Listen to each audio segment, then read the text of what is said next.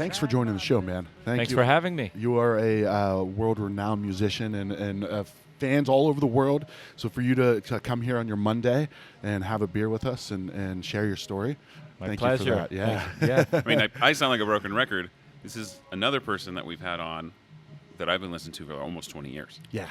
So Yeah. it's Oh, wow. like, I'm elated to be here. Yeah. And the show on Saturday was amazing.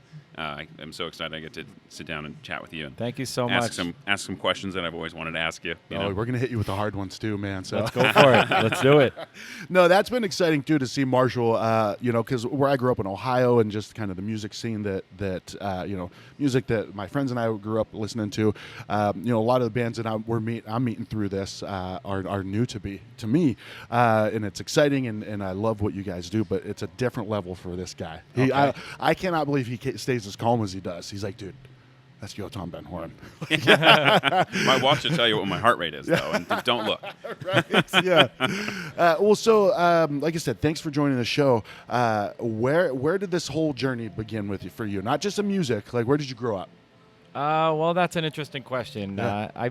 I started growing up in Israel, and then Okay. my family decided to move to the U.S. and Okay. try it out for like a year and a half, and that ended up being like more like 9 years. Okay. So I actually grew up in Brooklyn. Gotcha. Okay. That's why I sort of don't really sound like Israeli, but I don't really sound like an American either. Okay. I just have like a mix of all these cultures and vibes in my language, so no one can really pinpoint. Yeah. I like that. So, yeah. Yeah, like you could be from Brooklyn. Exactly. I mean, a lot of people I used to from have New a York. thick Brooklyn accent as a kid, and that's hilarious. But Yeah. I lost it along the way. Spent a lot of time in California and in Europe. So I don't know. I sound like a mix. But yes, so I grew up in Brooklyn, moved back to Israel when I was 14, Okay. and then I was like, wow, I really need to get out of here. I don't want to do the army service because army service is mandatory. Oh, yeah. And I had just discovered Nirvana, and that led to punk rock eventually, Nice. and that changed my world. And I was like, "This is what I want to do with Yeah. my life. I want to play music." Yeah. So Army wasn't part of that plan. no. Yeah, I think many people aren't sure of what they want to do Yeah. at that age, Absolutely. and so they're like, "All right, I'll do the army for 3 years, and when I get out, I'll figure it out." Yeah. But I saw that for me personally as a waste of time. Yeah. Like I really wanted to be fully invested in music, and once I was done with school, which I flunked as well, I dropped out of 12th grade. Yeah, it's just doesn't go well with when you have music in your head all day. Yeah. Well, especially punk, right? There's nothing punk about a high school diploma. I mean, I would love. I left my high school diploma. I think they wanted like $15 for it if I translated to the U.S. money. Yeah. They wanted, and I was like, nah. Nah. I'll just keep that money, save it for like a meal in the States. Yeah. So, like, Well, was music part of your life growing up? Like, were your Yes. family into music and things like that? So my mom used to take me to all these like concerts and classical concerts when I was like a baby. This is in Brooklyn? No, this is in Israel. Okay, And okay. I was in the womb actually. Like, Yeah. She was taking me all around to these like classical things. So I think I absorbed that. And then when I was 4, I saw Musical Youth in Israel. okay. Remember that band? Past the Dutchie. So that. Oh, yeah. Yeah. So that was my first real concert. Okay. And and she plays on so many instruments, and my dad is a sculptor, so Okay. art and music went hand in hand in my household. And, Yeah. And so I was always either drawing or like making noise or trying to sing or banging on pots and pans or whatever. So This is like when you were a teenager, too, right? banging on pots and pans. No, Making noises. by that yeah. point, I really wanted a guitar, so Okay. that was I got my first guitar when I was 14, Okay. 13, 14. Yeah, it's kind of like a bar mitzvah present. Nice. And what, I actually worked for it. I worked with my father in construction, so it wasn't a bar mitzvah present. I think they held off the bar mitzvah money. Okay. So I worked with him in construction. I was terrible at that. I was like, moving bricks from side to side, and then I was like, what now? And he's like, all right, do that. And then I was like, what now? And I ended up just burning stuff on the furnace over there, and he's like, all right, you suck at this. I'll just get you the guitar, Yeah. and we'll call it. yeah. Yeah. Well, Good effort. Yeah. Well, it sounded like it pretty early on. There was that vision, like it was, Yeah. you know, like you said, like for me, it wasn't until I was 38 that I had a little inkling of what I wanted to do. By the time I was 40, I'm like, okay, this is the path, right? Yeah. You were a teenager, and it sounded like it was pretty clear. Yeah, well, it was either that or going on to be a wrestler, but I don't think Like WWF style. You know how we I all could grew see up on that. I'd So say. we all wanted to be Hulk Hogan or Iron Sheik. Yeah, yes, that's true. But even in my school year, not high school, like the 8th grade yearbook. If you look under my name, so it said that I want a band and I want to play music. I really knew that that's what I wanted to do. Yeah.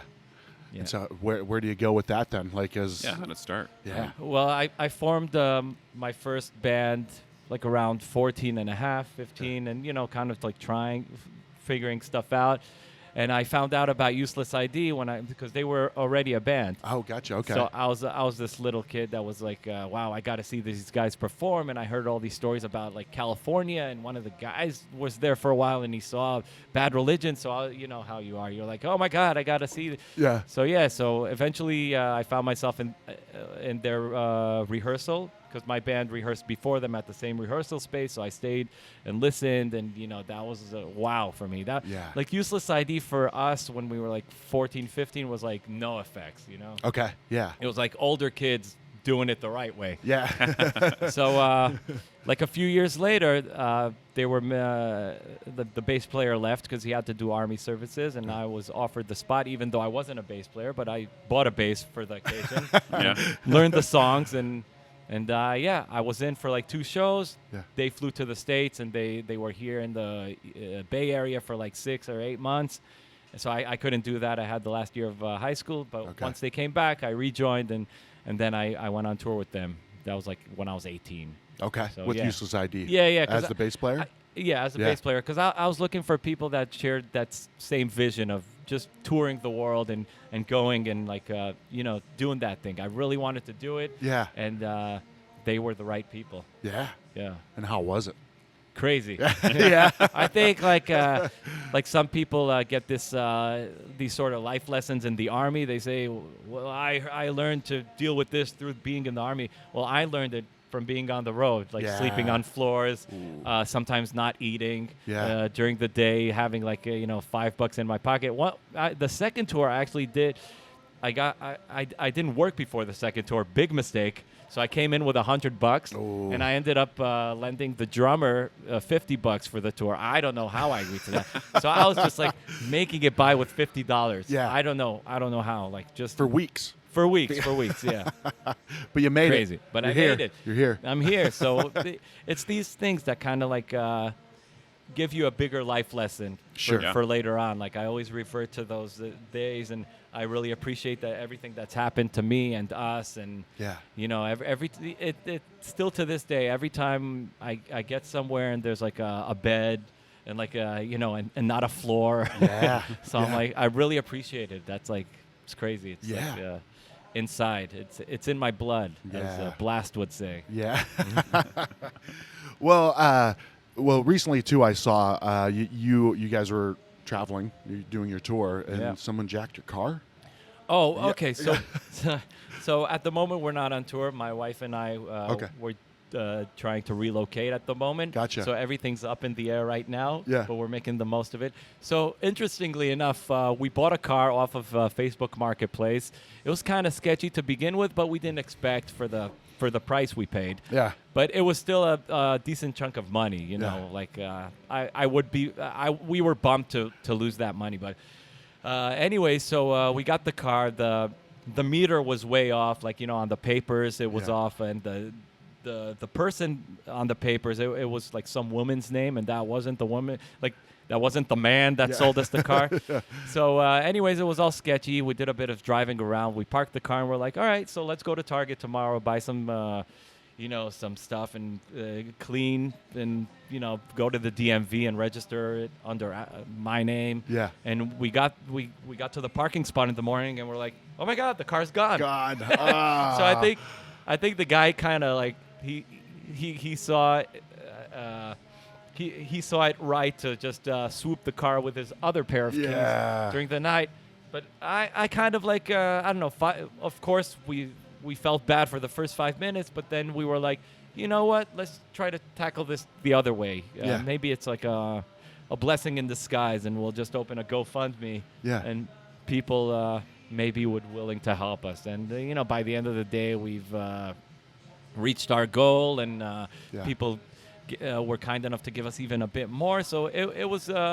all right, so that car wasn't supposed to happen. We'll For be sure. smarter next time. Yeah. We'll go to a proper dealer. So Yeah. Lesson What you learned. don't know is the brake lines weren't working, so they did a favor by stealing it back from you, right? Yeah. yeah. No, I while we were driving, I was telling her I think this car is stolen or something. I don't feel feel it. You could I don't just feel feel it. safe on the road. So. Yeah. Well, the reason I brought it up was not so much for the story of the heartbreak of the stolen car, but it was from the outpour of support from your fans. Yeah. Because that's when I saw the post or saw an update or something. It was when you were like so grateful of like what the fan base came out to do. Yeah, it was insane. Like so many wonderful people, including Jeff and M from the label.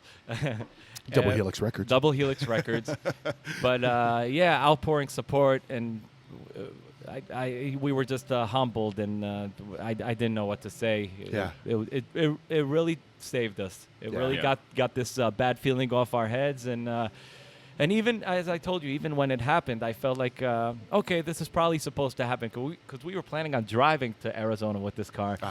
And it's like, I don't know, 6-7 hours, including traffic. Yeah. And this car was kind of like wobbly on the road. Maybe that's what it was. Maybe he felt bad. He's like, they can't drive this They thing. can't drive it. I'm gonna save them the trouble. Yeah. Just go ahead and take that back. Yeah. Whatever it was, Yeah. we can now thank him for it. Yes. Absolutely. I was super impressed though watching your guys' posts about it, and when you launched the GoFundMe, your positive attitude about it. That's Yeah. how we are. That's how. Yeah. Well, and then after meeting you officially last Saturday, it was very clear that's exactly how you guys are. Yeah. Yeah. Yeah. I think I don't know. I chose a kind of like a different lifestyle, and I'm kind of dragging Paula into it with me. And she's awesome. Willing really, participant. she Yes. puts up Yeah. with all the stops and breaks, and maybe she could tell her own story at some point. Well, I learned the rules of life through Yeah. being on the road with that crazy guy. Yeah. That's a book. That's a Yeah. book in Yeah, itself yeah. for sure. And that was the title too. Yeah. Yeah. Double Helix Publishing coming up Yeah. next. Yeah. Wow, there we go. I like that. So yeah, PMA. I grew up listening to Bad Brains, and that was instilled from a young age. Yeah. The whole positivity, and listening to a lot of hardcore. So I try to keep with that. I spent my years in depression and not being happy and all that stuff. So Yeah. I know I'm better this way. Yeah. So, and even when bad things happen, I try to kind of go through it and keep a smile and keep a positive attitude. And the key word is try, right? Because sometimes we try and you can't quite get there, but Yeah. put the effort in, right? Make a mental effort. Yeah, and Like a conscious 2 mental out of effort. 3 times it'll work. You know, Exactly. and yeah. Well, so Marshall, how did you? What is your first memory of Useless ID? Oh, early 2000s, if Okay. not, yeah, Yeah, if not late 90s. I Yeah. mean, I was in high school. I graduated in 2005, so it was like, I don't know, 8th grade probably. I Okay. started listening to Useless ID. yeah, Through other means. I was a grunge fan prior to that, and alternative rock fan prior to that. Yeah. But punk rock was always like the early Bad Religion and Green Day and all that stuff was pretty prominent for me. Yeah, So Useless ID fit right in. And I feel that whoever's around our age got into Useless ID or found out about us through the split we did with the Ataris back, I think it was like 98 or 99. yeah, couldn't on write Kung them in Fu. then probably. Yeah. Because, yeah, let's do early Atari stuff too. yeah. Yeah. Question for you, right? So the Ataris, they did Boys of Summer Yeah. cover. Yeah. I heard that you pronounce it Ataris.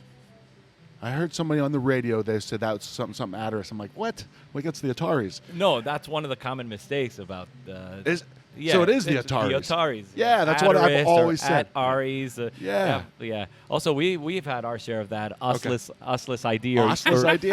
One guy made youthful ID. Youthful ID. Yeah. Oh, dude, that's a Yeah. cover band right there. Youthful or youthless. I want one of those. A youthful. Yeah, that's like. Well, way maybe he up. just had a lisp. It was Yeah, like Youthless. Useless. Yeah, Youthless that's ID. True. Yeah. That is true. That's a beer name right there. So, well, anyways, back to the beer real Back- quick. I wanted to say Oh. this is fantastic, man. I'm glad This you is like really good. I'm usually not a fan of amber beers, but it seems like the beers that you make, like even the Scotch ales, the ones that are sometimes overly sweet, like malty, you nail 'em, man. So I just had to say that real quick. They're some of my favorite styles, so I try not to fuck around. So then where does the journey take you, right? So you were with Useless ID for, how long? Well, we still are. Yeah, We okay. still am. Yeah, still. Yeah, it took us all over the world. Yeah. Japan almost 20 times. Okay. Like it's weird. Like when our first record was released, our first Kung Fu record was released. So they send it out to all distributions all over the world, but somehow it hit in Japan. Like people really liked it because they like fast, energetic music. Yeah. So when we just got there, we weren't expecting much. We're like, all right, this is cool. But we were picked up from the airport. The first show was like, I don't know, like 300 people or maybe more in like this packed room. Yeah. The next morning, we were at Tower Records signing autographs and a long line of people. And we're like, oh, my God. Yeah. We did it. Big time. And it got better. It got bigger. And they kept bringing us back. So that's only one of the places, but we've been to Australia. We've done several tours in the U.S., Europe many, many times. So, it's just a part of our DNA, Yeah. Well, that leads me to one of my favorite questions to ask on the session is, at what point did you realize you had made it as a professional musician? I don't know if you I don't know. Okay. I have an answer for that. So making it, I think, first of all, you have to make it as a person. I don't think it has anything to do with money. If you were able to, well, obviously, at the end of the day, it does, because you don't want to be sleeping outside. $50 on tour. With the right? hounds. Yeah. But if you're able to somehow make it work, and you're like, you wake up one morning and you're like, this is what I do. Well, like if someone asks me, what do you do? I'm an artist. I'm a touring musician. I live and breathe this 24/7. That's how I realized that I made it. But That's what you mean as a person first, like that. yeah, that 'cause identity. people ask you, like, I could take this question in a direction of how do you know you made it, and it could be about money, like Sure. But That's why I like asking this question. Yeah, you get so many different answers. Yeah. Well, I could tell you from my personal experience, there are like just like my songs. There are many highs and lows in this thing. It's not, you don't get like a. I actually played bass for this artist in Israel, and that was my job for like 9 years. And during that time, I was smart enough to keep doing my music, keep putting out Useless ID records, start my solo stuff. So I didn't like just Didn't settle on that one. yeah, didn't settle on that. That was my job. But I realized that I don't want to do that. I want to be fully invested in my thing. I want to do this because this is what I'm here for. Yeah. And, I mean, so here I am like 7 years later. I'm not sad. I'm not penniless. So I think that's what making it is about. And Yeah. it could only get better, right? So is this two times in a row that we've had the people realize that they've made it on the actual show? Yep. Who's the other person? M from Survival Guide. Yeah. Cool. You could almost see the gears turning as she was thinking about the question. Yeah. Okay. It's But my it's- favorite part from that episode. It's so cool though, right? Because to the humbleness of these artists, Marshall, right, is because it could be, it was, when I was 19 and we signed our first record deal. You could say that, right? But you take a bigger, more human approach to it, right? Where it's like, what is making it, right? Yeah, I mean, we've been with Useless ID, we've been on giant tours. We've opened for this one of the biggest bands in Germany. So we played to, I don't know, it was like 15,000 people a night. And David Hasselhoff? no, it was Die Toten Hosen. I mean, Oh, nice. That's their version of making it. We were just Okay. along for the ride. Yeah. But the years go by, and we're still touring, and we're still, and we still like being on the road. Yeah. Like not all the time, because Sure. things change. People have other responsibilities, and people get married. Me. Yeah. Congratulations. Thank you. But yeah, I think being able to still do it, and I think that's what making it is. I love it. Yeah. I love it. Well, let's take a break real quick. All right, so we're back, and so we kind of talked about the journey where you've kind of been through this whole thing. what about the solo side of things? Is that kind of, I don't want to say what you're leaning into at this point, but is that kind of taking a center stage? Yeah, as I mentioned before, it's kind of hard to get 4 people on the same page all the time. Sure. And For 20 years, right? Yeah. We were on the same page for the longest time because we were like, when there's a tour, we do it, and we were just like on it. But as time goes by and life happens, people have like other responsibilities. So I realized at some point that the solo only relies on me. Like this is my thing. So if and I went on tour for like 4 years straight. Yeah. And I was lucky enough because I just didn't see anything else in my head. I was like, I'm just gonna go play all over the world until until COVID happens. Yeah. Until something happens and shuts down the world. I kind of stopped a bit before that, but luckily enough, Paula got me on the right track of. Realizing that I don't have to be on the road all the time. I could make this something a bit less, but I'm still. I wake up every morning and I'm thinking all the time of ideas, of like what next, what's the next song. So it's the wheels are turning always. So it's not as if like if I'm not playing a show, but the world changed so much. People are becoming so famous off of TikTok and all these, from just staying home and just posting stuff. So I think just touring all year long kind of makes less sense. And it makes less sense for me at the moment as well, because I don't want to tour all year long. I want to keep it special. I want to keep the fire burning. So doing it in the right amount. Yeah. Yeah. I mean, isn't that kind of the true goal of a artist is to do what you want to do? Exactly. Right? Yeah. Cheers to that, man. Yeah. Cheers. Yeah, dude. That's badass, man. Because as we're talking about, this is a great beer. As we talk to different musicians and to see the ones, and it seems like everybody we've had on the show has kind of found their own way of longevity. Right, while some may be doing it full time, like Corey from Hourglass Cats, like it's a piece of what he does. Right. But I think that changes over time too. Yeah. I mean, when Corey's you're 18, still a young guy. you Yeah, get he's to start 26, playing with your I think. idols and Yeah. touring. It changes a lot from when you're in your 30s, and you want to get married, and you need to spend time at home, and your priorities change a little bit, but you don't change who you are. You just have to adapt. Yeah. Was there ever a doubt? Was there ever a time like, you know what, man, I'm just gonna get a job at doing this or doing that? Like, was there ever a doubt? Never. No. Nope. That's impressive, man. I like that. I said Not joining the army. Yes, yeah. no.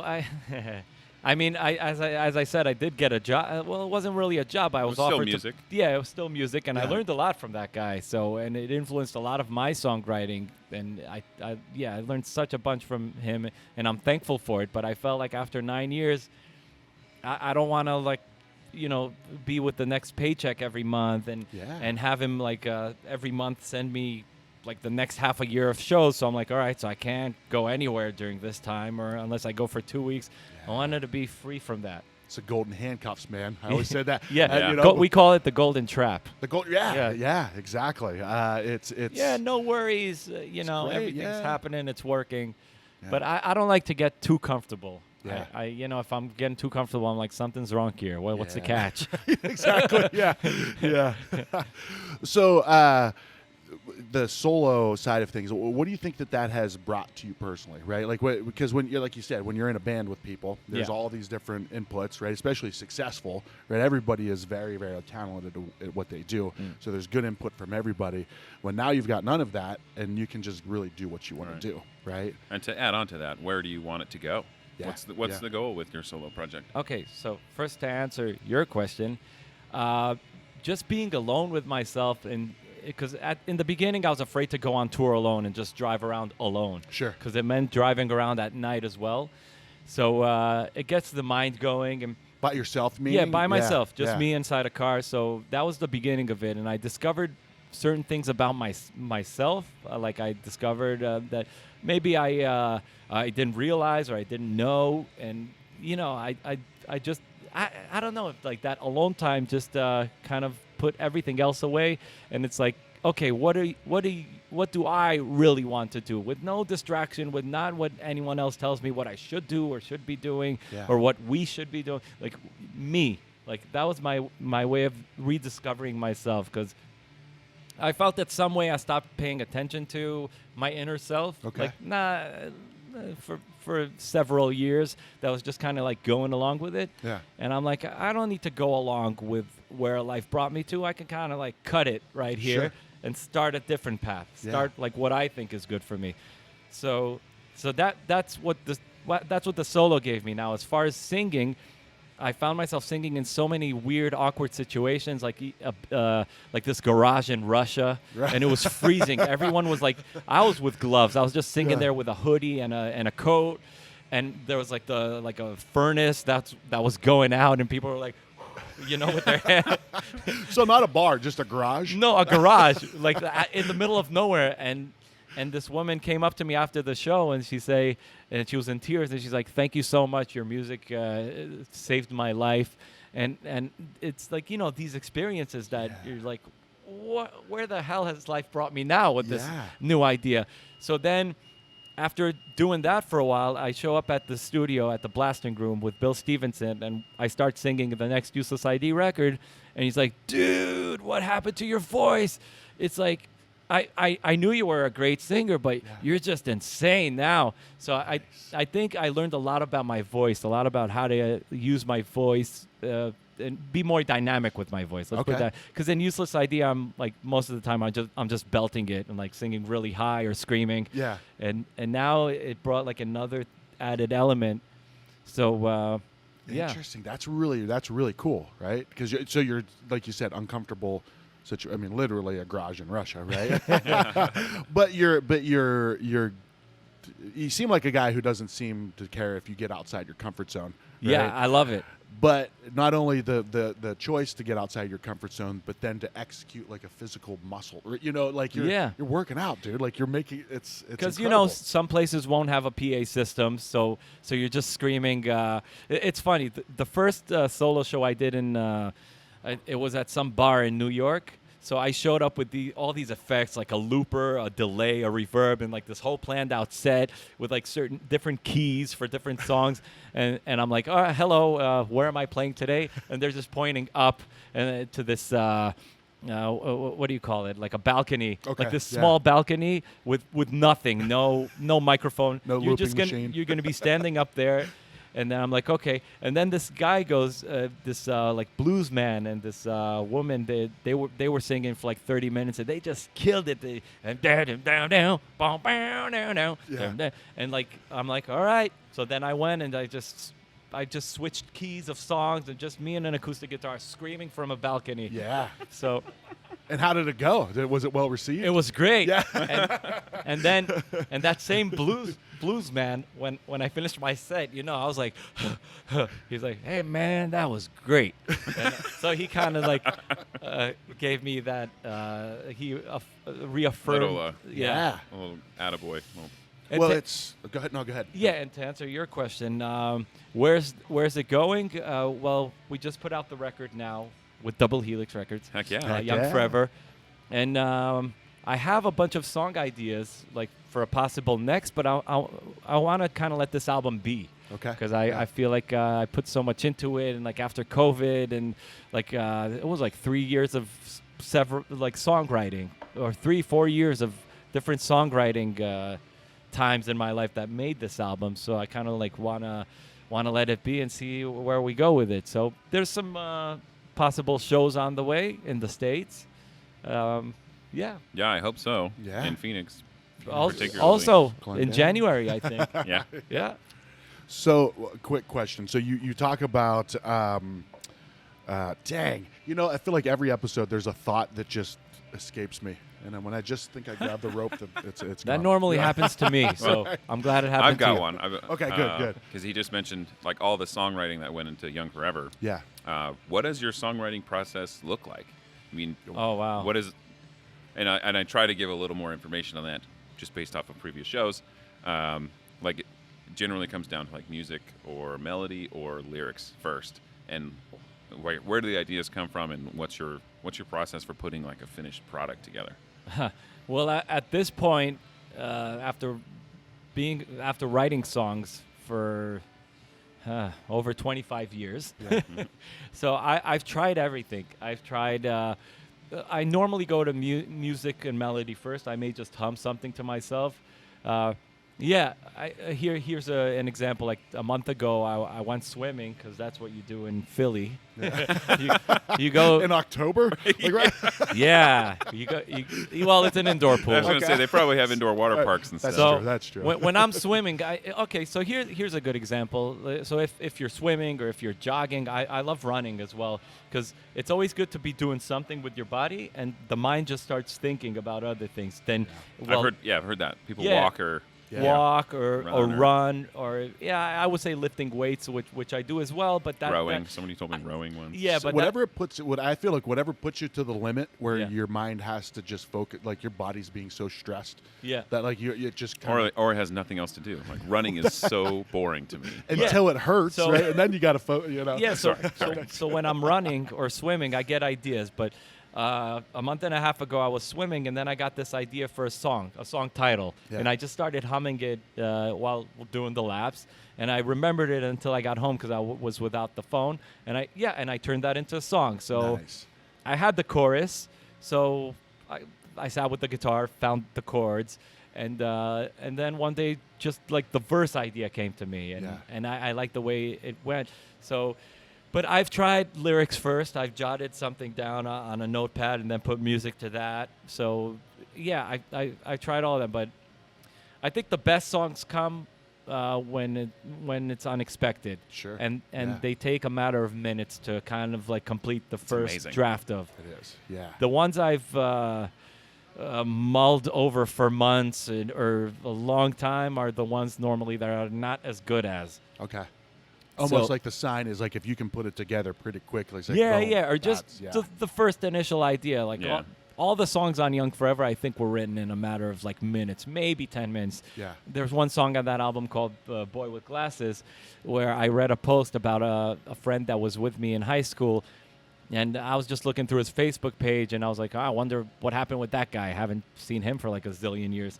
And then I didn't see many photos, and then I found out that he passed away.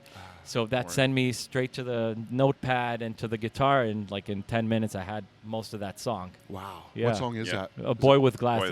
Yeah. It's on the album that's playing ambient right now. Which is we didn't realize this. We always like to set, we do this, the interview, like let's have the music in the back. It makes sense. Yeah. But you are the artist, so this is like, is this torture for you of like listening to your own stuff?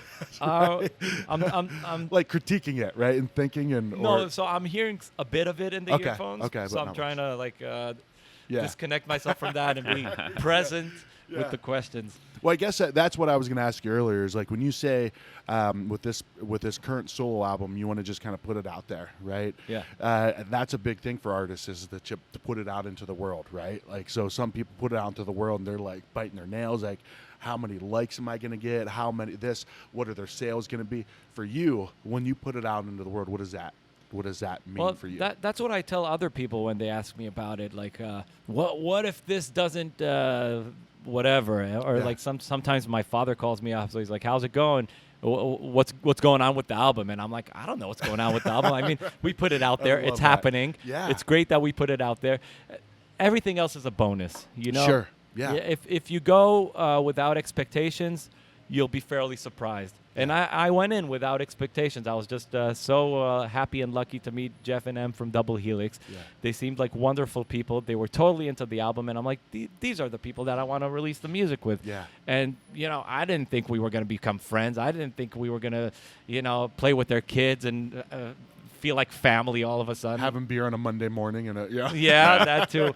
So everything else is a bonus. You should, if I had to give myself advice or give someone else advice, make the songs you want to do. don't look at trends. I don't pay attention to trends. I see them because it's hard to avoid them. Sure. But I wouldn't write music according to like what's happening now. Like I can't write something that I can write something that sounds like Taylor Swift or something like that. And I think Paula would be happy because she loves Taylor Swift. She's like, yes, she's absolutely. nodding, yeah. But that's not how I'm gonna, And I want to go back to one of the other questions. It's not as if I sit down and write a song and I'm like, all right, we got it because it happened in 5 minutes. Yeah. I'm very prolific with the writing. I try to write a lot. I write in tons. And it's like you kind of have to go through that kind of like a haystack to find this magical needle. Yeah. Or like find gold in a pile of horse poop. Yeah. He said that with some authority too. Yeah, like, that's what songwriting. That's what songwriting is like. It's just like discovering and like digging, and you're like, oh, this is the one I've been waiting for. Yeah. But I feel like it's very easy to kind of like be lazy and say I don't want to go through all that. I want to have the good song. But sadly, songwriting doesn't work that way. So. Sure. Well, it's to use that analogy of needle in a haystack, I'll just get a magnet. It's not going to work. You got to do the work, right? You got to put it like that repetition and that failure of, I lost this or with everything. That's the whole learning process, with everything. Right? You got to write a bunch of crappy songs. You want to be good in Thai boxing. You can't be good right away, which I do. You do Thai boxing? Yeah, I do Thai boxing. Nice. So that's one of the only things that I do. When I do it, I can't focus on anything else. Because if you start thinking about songs, you'll get punched right in the face. Exactly. But that's good for the mind, though, right? That's good for the. It's great. It's great. There's Frankie. Frankie walking. Hey, Frankie, say hi. Oh wow, from you. Thanks, buddy. You guys are good drinkers. I'm kind of slow here. Wow, I'm a professional. Your music is what your profession is. Ours is drinking beer. Thanks, Frankie. That's a fantastic Thanks, Frankie. beer. Well, we should we get this wrapped up? I want to hear his music. Man. I got one last question that from the very first session, some friends reached out, and it was Jason DeVore was our first one, and they're like, ask him what his favorite guitar strings are. So first of all, I love Jason DeVore. He's a good friend, and I think I'll see him soon, hopefully. Favorite strings? I'm kind of weird with that. I like. All right. Question then, yeah. Yeah. Nailed it. Okay, phosphor bronze, Ernie Ball, and it's 1254. Because I can't really play 11s anymore. I just end up bending them because, playing so many shows, you also want a big guitar sound. Yeah. So 1254 is phosphor bronze Ernie Ball. All right. How frequently do you change them out when you're on tour? Like every 5-6 shows. Okay. I like them. I like them when they're kind of dead sounding, like deader sounding. Right. I Not don't super bright. Not super bright because I mean, if I play a guitar that the strings are kind of dead, it's super comfortable. Once you change the strings, it's like everything's bright and it's more rigid. Yeah, a bit harder to play. Like for the first day or two, you kind of like need to get around it. So, yeah, breaking in a little bit. Yeah, they need to break in exactly. Cool. Well, I broke a string one time. I haven't played my guitar since. So, but Yotam, dude, this was great. Huge fan of your approach to things. I think that there are like several lessons, just people in general, whether you're in brewing, food, music, whatever it is, can pull out of it, right? Like your commitment to your craft of being true to who you are. It's incredible, man. You are a good role model for people who are wanting to take that path. Thank you. Wow. Thank you so much. Absolutely, man. So I might take 4 or 5 little clips out of this one and just, sell them as motivational speech. Yeah. Wow. Well, yeah, you've got, somebody who's traveled the world doing something he loves, spent his entire life doing it. Well, that's the attitude, the mindset. Like that's a tough one, right? I mean, very impressive. Because life can break you down, life can eat you up. Yep. You just gotta plow through it, and when you come out the other end, you're stronger and with a smile. I think that's the beginning of a song. Somehow. Let's go. That's why I'm not the songwriter. All right, you got 10 minutes. Knock it out. Dude. All right. Yotam, so how do people find you? Just on online, like social media? Yeah, they could find me on Facebook, Yotam Ben Horin, or Spotify, Apple Music. Yeah. It's under my full name. I've given up the idea of changing it to Tommy Jones. Was that one of the recommendations? No.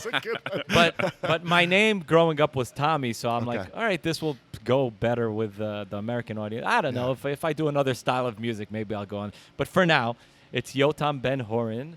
And it's on all anywhere you look, Instagram, Facebook, anything. All the stuff. Simple shared it a bunch, so you can probably find it there. And we'll be sharing it more all when the time. he plays here again. And if anyone wants to work with me on their songs, they can find me on Sound Better. That's another thing I do. Oh, what is that? Well, I'm offering my I'm a producer as well. Okay, that also nice. happens. Yeah. Yeah, I've produced many bands also for Fat Records. So I'm offering my production services, or working with people pre-production on songs. So heck yeah, I'm just putting in a little shout out. Love it, man. Love it. That's what this is about. Exactly.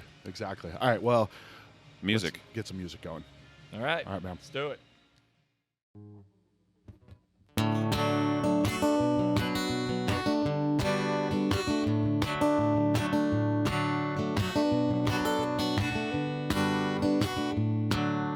Trying my best, but it made me stress. You were the last one I thought I loved.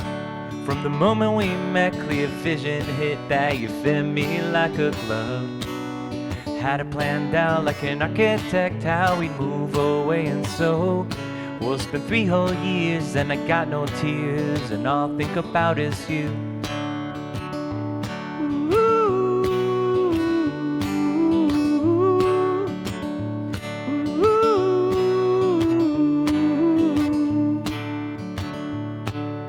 I've been nowhere else to be alone. It's 'cause I don't wanna compromise. I've seen my friends all hit the illusion stick. Just glad I still feel alive. Though I'm not sure I'll be good at this. Whoever said it's black and blue, don't think that I could just let it go yet. 'Cause all I think about is you.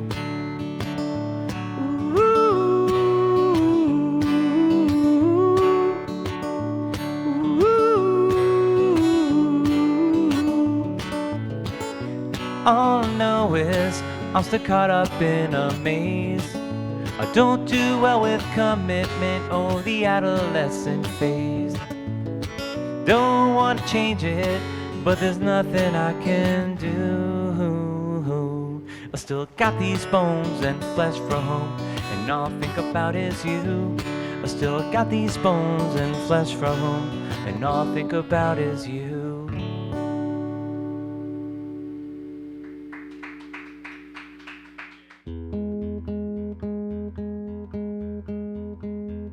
I'm looking back at my life until now. Seems like I've never begun. I've done it all, the rise and the fall. Somehow I'm not satisfied. There's a new chapter that's been waiting around. Feels like I'm already in it. I'll keep to myself where nobody else will know where I'm gonna be. There is a place where I won't be a stranger.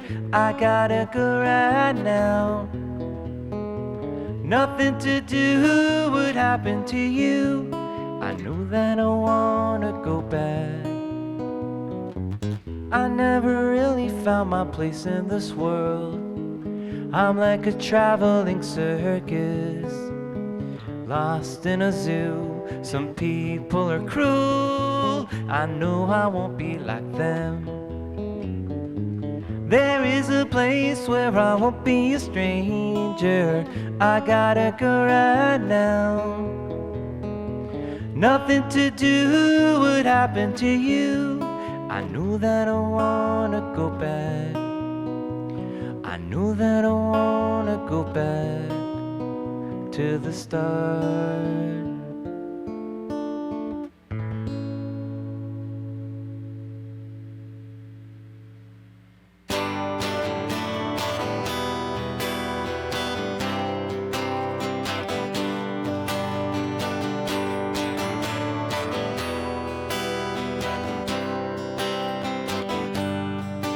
In a different world, I was a leopard, and you a hyena staring from a mountain top at the world. Find ourselves a shelter, get up when it's time to go. I wanna be your dirty sound coming off the radio. Run that frequency straight into the ground. Don't go, don't go. This is where we belong. Don't go, just stay with me. We'll rule the world.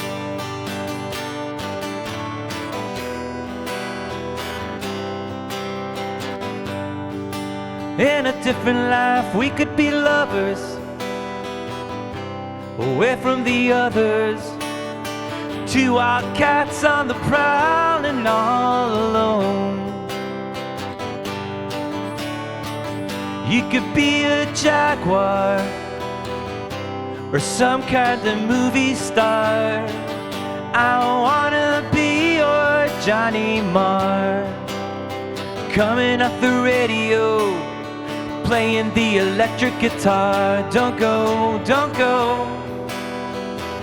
This is where we belong.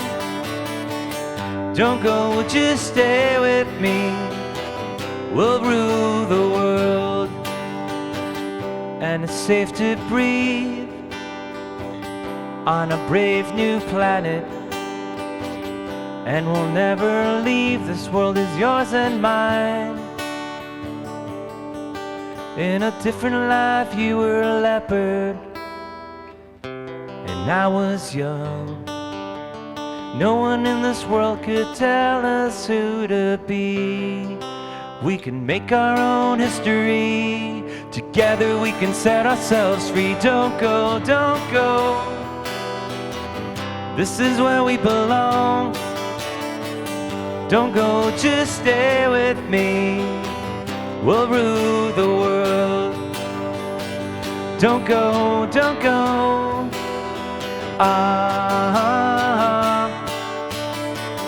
Don't go, just stay with me and we will rule the world.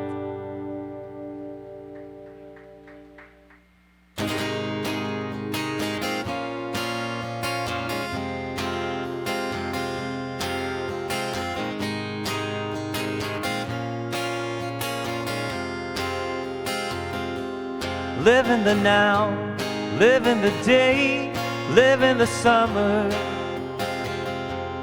Listen to sounds, listen to ways, stay there forever. 'Cause you got the time, you got the brains, but you never use them. Carry me home, carry the weight, carry on. Under the sun,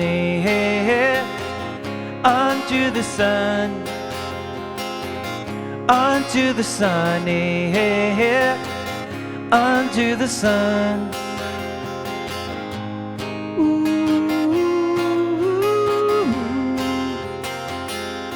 Live in a cage, live in the rage, breathe underwater.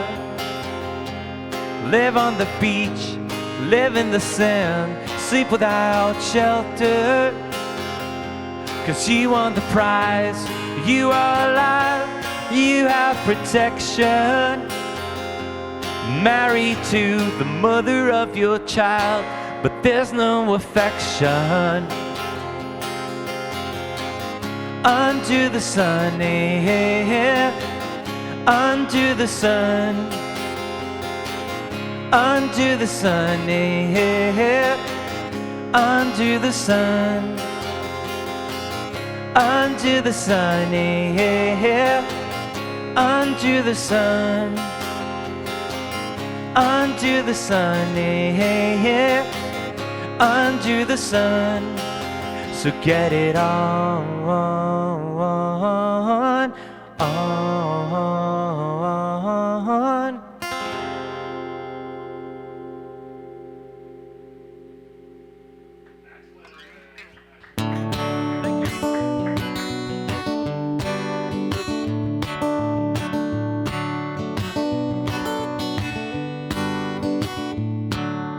trying my best, but it made me stress. You were the last one I thought I loved.